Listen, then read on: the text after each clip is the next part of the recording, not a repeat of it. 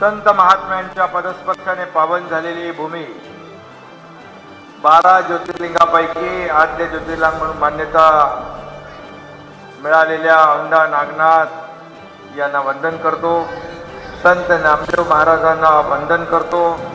आणि आज निवडणुकीचा शेवटचा दिवस आहे, प्रचाराचा आपला शेवटचा दिवस आहे. या आपल्या महायुतीच्या लोकप्रिय उमेदवार बाबूराव कदम यांच्या प्रचार सभेला उपस्थित आपले आमदार राजू नवघरे, आमदार संतोष बांगर, आमदार बालाजी कल्याणकर, आमदार विप्लव बजोरिया, आनंद जाधव, शिवाजीराव माने, माजी खासदार मंगेश कुडाळकर, पाशा पटेल, राजू चापके, श्रीकांत पाटील, उज्ज्वलाताई तांबाळे, शिवदास गोडेवार, कांचनताई शिंदे, त्र्यंबक कदम व्यवस्थित भाषण रेकॉर्ड करा.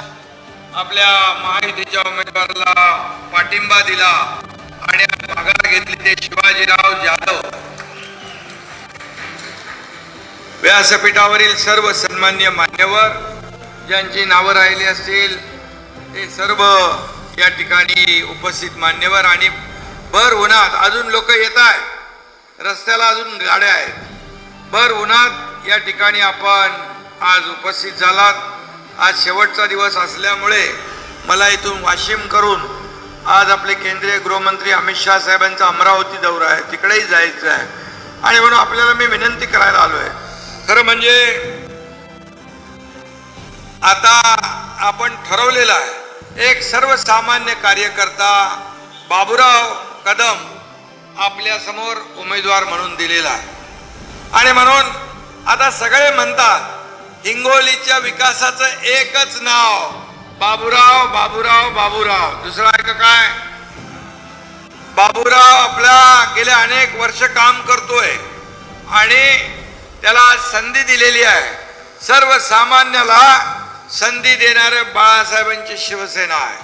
आणि म्हणून जसं राजू नवघरे इथं म्हणाले की त्यांनी या भागातल्या मतदारसंघातल्या ज्या योजना आहेत, ज्या समस्या आहेत, जे प्रश्न आहेत त्याला हात घातलेला आहे. खरं म्हणजे आमदार असावा तर राजू नवघरे सारखा असावा. कारण शेवटी सरकार म्हणून आपल्याला काही मिळवायचं असतं तर त्यासाठी आपल्याला पाठपुरावा, संघर्ष कधी कधी करावा लागतो.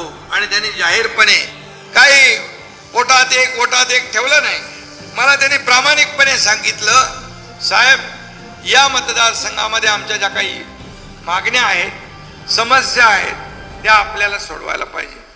मी म्हणालो हे सरकार सर्वसामान्यांचं आहे, शेतकऱ्यांचं आहे, कष्टकऱ्यांचं आहे, कामगारांचं आहे, माता भगिनींचं आहे, तरुणांचं आहे. तरुणांच्या हाताला काम मिळालं पाहिजे म्हणून वसमत येथे आपण MIDC जाहीर केलेली आहे. आणि त्यामुळे MIDC होईल, रोजगार मिळेल, तरुणांच्या हाताला काम मिळेल. बरोबर ना? आणि म्हणून आज मी एवढंच सांगेन, बाबूराव हा शेतकऱ्याचा मुलगा आहे. सर्वसामान्य तुमच्यापैकी एक बाबूराव इथं उमेदवार आहे. आता सर्वसामान्य माणसाच्या घरातल्या उमेदवाराने निवडणूक लढवू नये असं काही कायदा आहे. परंतु काही जे सरंजामदार आहेत, आता मी राजूच्या घरी गेलो होतो, त्याचं घर एकदम साधेपणाने राहतो, परंतु तुम्ही त्याला निवडून दिलं. आज विधानसभेमध्ये तुमचे प्रश्न तो मांडतो. म्हणजे शेवटी आपलं हे महायुतीमध्ये जसं शिवसेना भाजपा गठबंधन होतं, मी आणि देवेंद्रजी काम करत होतो. पहिल्या दिवसापासून या राज्याच्या विकासाचा आम्ही संकल्प केला, निर्धार केला आणि शेतकऱ्यांच्या साठी सिंचन प्रकल्प मंजूर केले, अनेक योजना मंजूर केल्या. आज आपण केंद्र 6,000 रुपये, राज्य 6,000 असे 12,000 रुपये शेतकऱ्यांना देण्याचा निर्णय घेणार हे आपलं पहिलं सरकार आहे. पीक विमा योजना 1 रुपयामध्ये आपण देतो. हे सरकार आपलं शेतकऱ्यांच्या पाठीशी उभं राहणार आहे. आणि म्हणून बाबूराव पाटील, बाबूराव कदम हा जो काही या ठिकाणी आपल्याला दिलेला आहे, आपल्याला त्याला निवडून आणायचं आहे. सर्वसामान्यांच्या मनातला उमेदवार आहे. आणि म्हणून या ठिकाणी मी एवढंच सांगेन, आता रात्री पाऊस पडला, अवकाळी झालं, काही ठिकाणी गारपीट पडली, बरोबर ना? तर जरी निवडणुका असल्या, पत्रकार बांधव इकडे आहेत, निवडणुका येतात जातात, परंतु शेतकऱ्यांचं जे नुकसान झालेलं आहे ते नुकसान भरून देण्याच्या सूचना मी स्वतः सर्व अधिकाऱ्यांना दिलेल्या आहेत. आणि खऱ्या अर्थाने त्याचे पंचनामे असतील, त्यांना मोबदला असेल, नुकसान भरपाई असेल, ही आतापर्यंतच्या इतिहासामध्ये आपण शेतकऱ्यांच्या आतापर्यंत इतिहासात 15,000 कोटी रुपये नुकसान भरपाई आपण दिली. शेतकऱ्यांसाठी 35,000 कोटी रुपये विविध योजनांसाठी आपण दिले. सिंचन प्रकल्प महाविकास आघाडीत 2-4 प्रकल्प मंजूर केले होते. राजूला माहित आहे आपण किती केले? 122 सिंचन प्रकल्प आपण मंजूर केले. हे पहिलं सरकार आहे शेतकऱ्यांच्या पाठीशी उभं राहणार.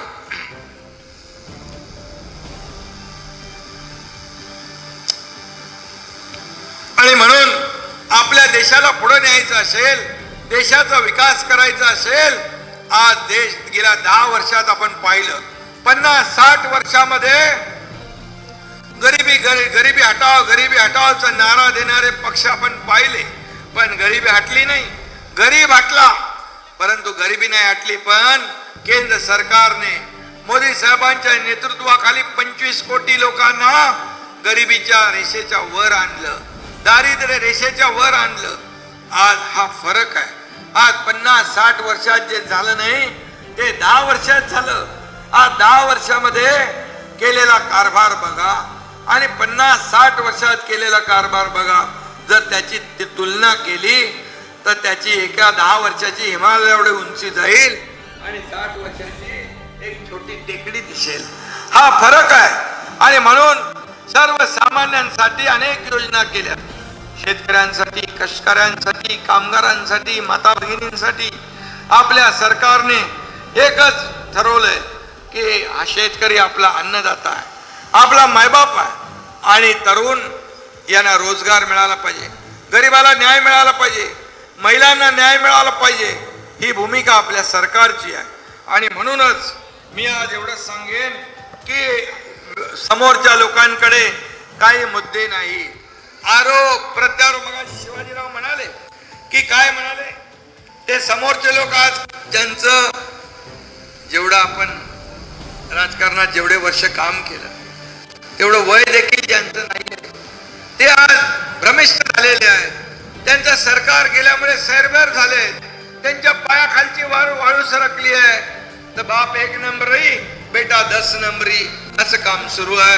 काही आरोप अनाप आरोप करायला लागले. काय म्हणाले, काय नीच म्हणाले. नीच म्हणून शिवी तुमच्या मुख्यमंत्र्याला दिली, एका शेतकऱ्याच्या मुलाला ही नीच शिवी तुम्ही सहन करणार? अशा लोकांना तुम्ही जवळ करणार?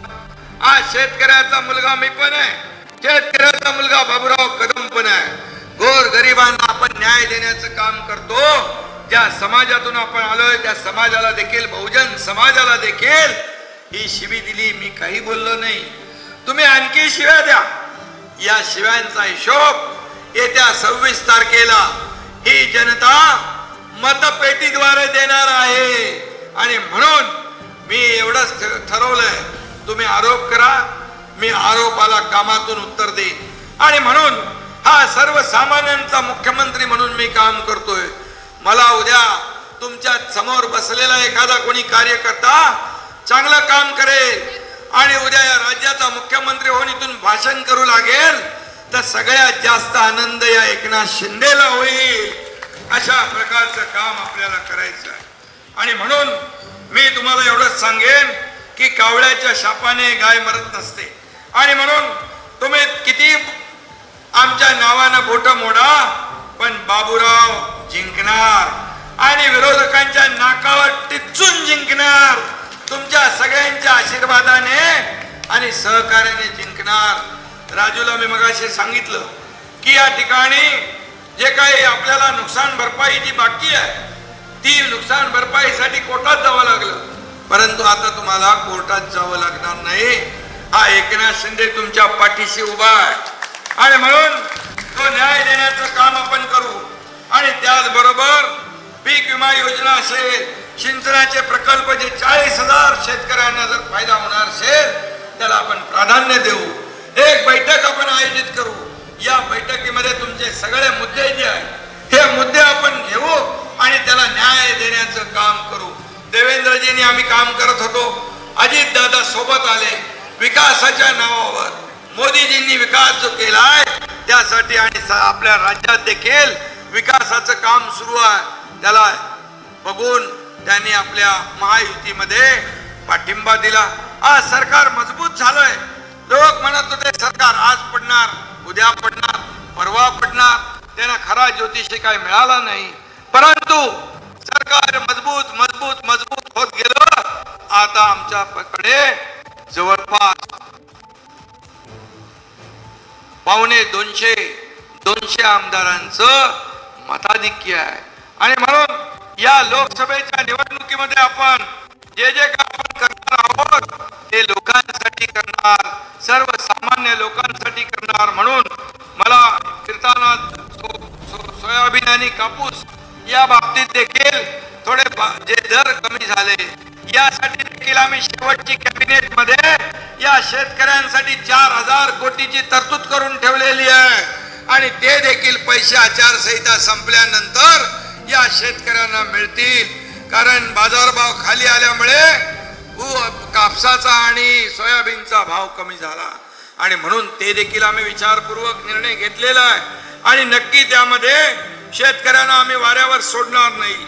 त्याचबरोबर आज मी या ठिकाणी हेही सांगेन की आज काही लोक भूल थापा देत आहेत, संभ्रम निर्माण करतायत, संविधान बदलणार, अंक बदलणार.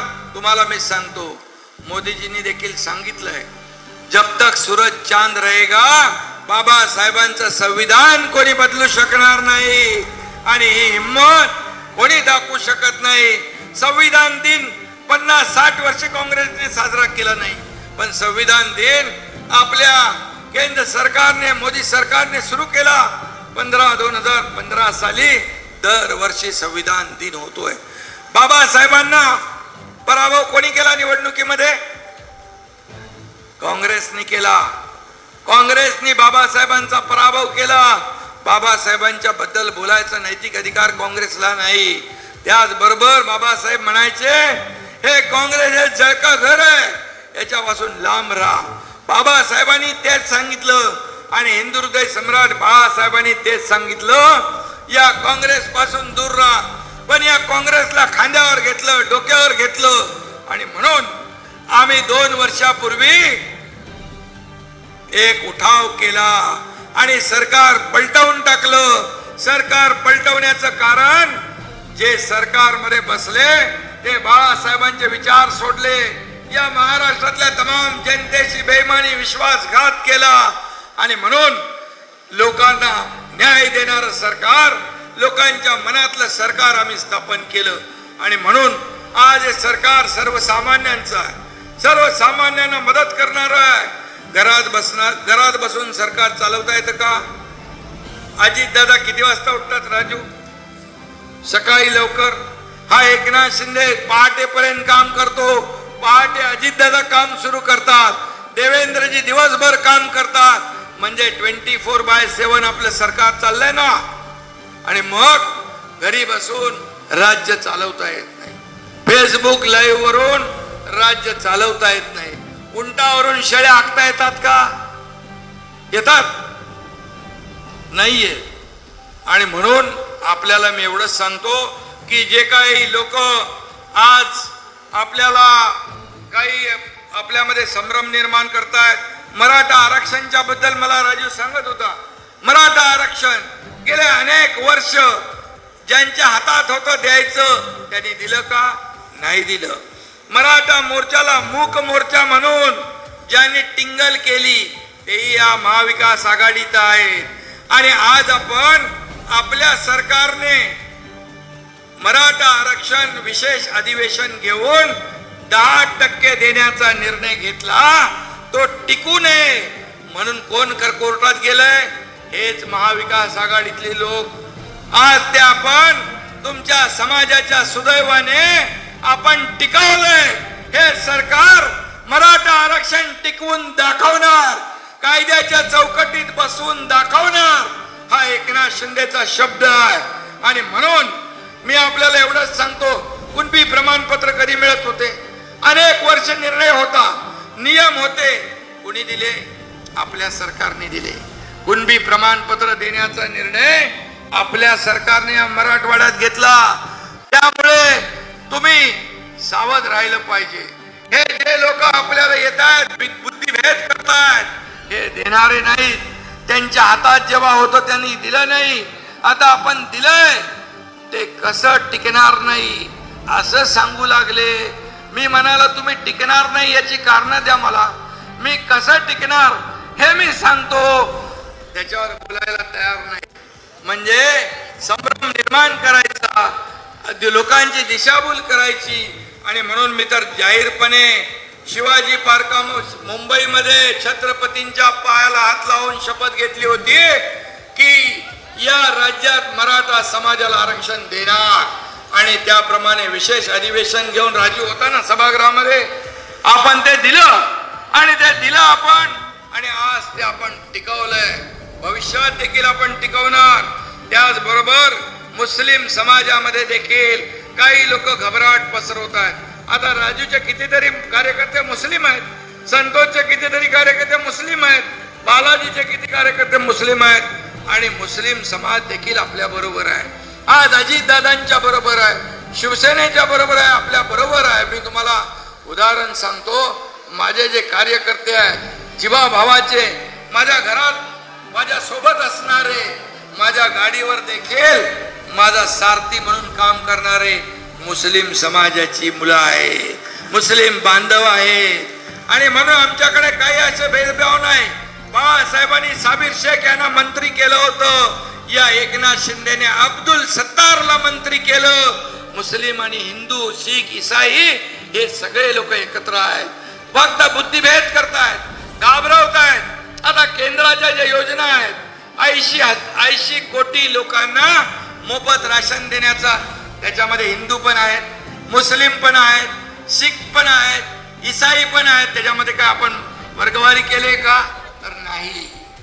आणि म्हणून ज्या केंद्राच्या योजना आहेत त्याचा देखील लाभ हिंदू समाजाप्रमाणे मुस्लिम समाजालाही मिळतो. फक्त घाबरवण्याचं काम सुरू आहे, दिशाभूल करण्याचं काम सुरू आहे. आणि म्हणून ज्यांनी काँग्रेसनी मुस्लिम आणि दलित यांना फक्त वोट बँक म्हणून वापरलंय, फक्त वोट बँक, निवडणूक आली की त्यांना घाबरवायचं, मतदान आपल्या पारड्यात टाकून घ्यायचं, निवडणुका गेल्या की त्यांना गरीबच ठेवायचं, असं आपलं सरकार नाही. पाशा पटेल इथं बसलेत. पाशा पटेल काय काम करतायत? बांबू लागवडीचं काम. त्या ठिकाणी मोठ्या प्रमाणावर काम करतात. कुठलं तुम्हाला आता कुठलं आहे तुमचं पद? टास्क फोर्सचे चेअरमन आपण पाशा पटेल यांना बनवलंय. आणि मग त्यांना मी सांगितलंय, तुम्ही बांबू लागवड करता, इकडे वेगवेगळ्या प्रकारचे महाविकास आघाडीत लोक आहेत, वेगवेगळे बांबू लागतील, वेगवेगळ्या व्हरायटी लावा. कारण खऱ्या अर्थाने अशा लोकांना तेच का आपल्याला उत्तर दिलं पाहिजे. आणि म्हणून मी आपल्याला विनंती करीन की मुस्लिम समाज असेल, दलित समाज असेल, धनगर समाजाला देखील आपण महादेव जानकर यांना उमेदवारी दिली, धनगर समाजाला पण न्याय दिला आपण. आणि म्हणून असं हे काम आपल्या महायुतीचं आहे. आणि त्यामुळे तुम्हाला फक्त एवढंच सांगतो, मौलाना आझाद मंडळ आपला आहे, त्याला 30 कोटी रुपये होते, आपल्या सरकारने 500 कोटी केले. 530 कोटीचे डायरेक्ट 500 कोटी केले. मुस्लिम समाजाच्या वस्त्यांमध्ये रस्ते झाले पाहिजे, तिथं 500 कोटी दिले. पाणी पुरवठा योजना झाल्या पाहिजे, तिथं 500 कोटी दिले. त्यांची समाज भवने झाली पाहिजे, सभागृह झाली पाहिजे, तिथं 500 कोटी दिले. हे कोणी केलं? हे आपल्या सरकारने केलं. आपल्या सरकारने केलं. जेव्हा गणपती आणि तुमचं ईदे मिलाद जी होती, ते एकाच दिवशी येत होत्या मिरवणुका. मुस्लिम समाजाने सांगितलं आम्हाला 1 दिवस सुट्टी द्या. आपण त्यांना 1 दिवस सुट्टी देखील दिली. कुठेही भेदभाव आपला नाही. परंतु एक काँग्रेस, महाविकास आघाडी यांच्या भूलथापांना बळी पडू नका. तुमचा फक्त वापर आणि वापरच करून आपल्या सोबत प्रत्येक समाजाच्या, प्रत्येक धर्माच्या. आज बघा गुन्ह्या गोविंदाने उत्सव साजरे होत आहेत. गणपती होतोय, नवरात्र होतोय, रमजान होतोय, ईद होते, आपले 25 डिसेंबरला नाताळ होतो. सगळे आपण एकत्र गुन्ह्या गोविंदाने काम करतो. आणि म्हणूनच मी तुम्हाला एवढी विनंती करतो की येत्या 26 तारखेला राजू तुला मी एवढंच सांगतो की जे जे आपल्या मनामध्ये आहे, जे इथले प्रश्न आहेत ते बेधडकपणे सांग आणि बेधडकपणे ऐकणारा मी मुख्यमंत्री आहे. हा मुख्यमंत्री ऐकणारा आहे आणि ऐकून निर्णय घेणारा आहे. पहिलं सुनवाई पण नव्हती, कारवाई पण नव्हती, भेटणं तर दूर की बात होती. आता हा 24 तास भेटणारा मुख्यमंत्री आहे. त्यामुळे काळजी करू नको. आणि त्याचबरोबर मी दुसरं एक सांगतो, जे जे तू मुद्दे इकडे मांडले या मुद्द्यांना बिलकुल न्याय दिल्याशिवाय आपलं सरकार स्वस्थ बसणार नाही. कारण एक होतकरू आमदार, एक सर्वसामान्यांमध्ये लोकप्रिय आमदार अजितदादांनी देखील आपल्याला शुभेच्छा दिल्या. अजितदादांना इकडे आपल्याला येता आलं नाही, त्यांची सभा आहे आणि त्यामुळे एका ठिकाणी 2-2, 3-3 नेते येऊ शकत नाहीत. आणि म्हणून कुठे मी असतो, कुठे अजितदादा, कुठे देवेंद्रजी, कुठे आमचे मंत्री. आणि म्हणून आपण सगळे एक आहोत, एक दिलाने. हीच आपल्याला एक संधी आहे खऱ्या अर्थाने ढोंगी लोकांना त्यांची जागा दाखवण्याची. किती वर्ष तुम्हाला फसवलं, 50-60 वर्ष फसवलं, पण 10 वर्षात तिकडे केंद्रात आणि 2 वर्षात आम्ही राज्यामध्ये बंद पडलेले प्रकल्प राजू सुरू केले की नाही आपण. आज सुरू झाले, आज लोकांना त्याचा फायदा होतोय. आपण नुकसान भरपाईमध्ये सगळे नियम बाजूला ठेवले, NDRFचे नियम बाजूला ठेवले, 2 हेक्टरची 3 हेक्टर केली. सततच्या पावसामुळे होणारं नुकसान आपण धरलं जात नव्हतं, ते आपण धरू लागलो. कितीतरी आपण निर्णय घेतलेत. आणि म्हणून मी आपल्याला एवढीच विनंती करेन की येत्या 26 तारखेला आपण या निवडणुकीमध्ये, त्याचबरोबर एक राजू आपले शिवाजी जाधव त्यांना देखील धन्यवाद देतो. एक विनंती केली मी आणि देवेंद्र फडणवीस यांनी सांगितलं बरोबर, त्यांनी आपल्या बाबूराव कदम याला पाठिंबा देऊन टाकला. त्यांचा देखील तो काही सरकारी साखर कारखाना जो आहे अडचणीत आहे, 25,000 सभासद आहे, शेतकरी आहे, त्यांना देखील न्याय मिळाला पाहिजे आणि तो नक्की आम्ही न्याय देऊ. आणि अशा प्रकारचं मी आपल्याला आश्वासन देतो. पुन्हा एकदा शेवटी शेतकऱ्यांचं सरकार आहे आणि म्हणून जे काही कामं राहिली असतील ती कामं नक्की मी आपल्याला या ठिकाणी चिमटा धरणाबद्दल काहीतरी आहे ना,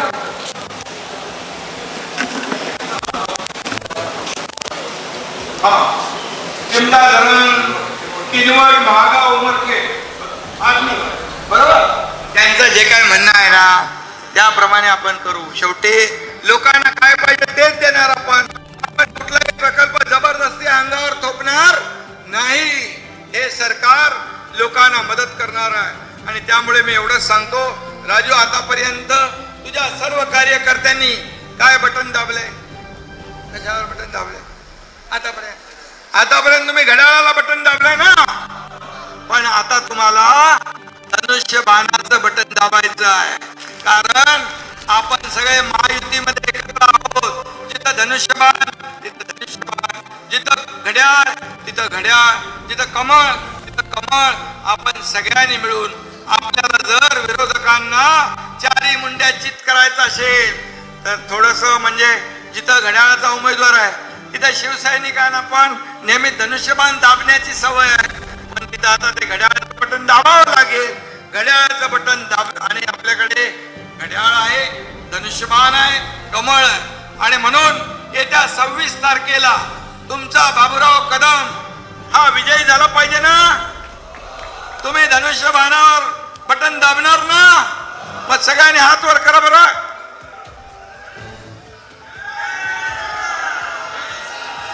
आणि म्हणून मी आपल्याला विनंती करतो राजू, तुझे जे काय तुझ्या मतदारसंघातले प्रश्न किंबहुना इतरही आपले 5-6 मतदारसंघ आहेत, यांना देखील न्याय देण्याचं काम आपलं सरकार केल्याशिवाय राहणार नाही, एवढा शब्द आपल्याला देतो.